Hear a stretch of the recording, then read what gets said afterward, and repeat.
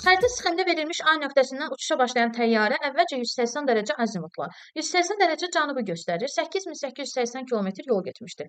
8880-ı bölürük 111-ə, eləyir 80 dərəcə. 60-dan 80 dərəcə aşağı düşsək, gəlib çatacağıq 20 cənub enliyində, yəni təxmini bura.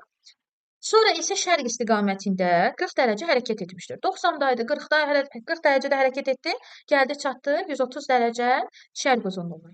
Deyir təyyarənin yerə endiyi məntəqə. Təyyarənin yerə endiyi məntəqə 20 cənub enliyi, 130 şərq uzunluğudur. Elə D variantı doğru cavabdır burada.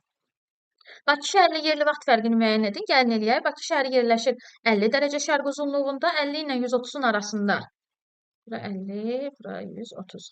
Deməli, arasında var 80 dərəcə, 1 dərəcə 4 dəqiqə deməkdir. 80-i vururuq 4-ə, eləyir 320 dəqiqə. 320 dəqiqəni isə saata çevirəndə 5 saat 20 dəqiqə eləyir.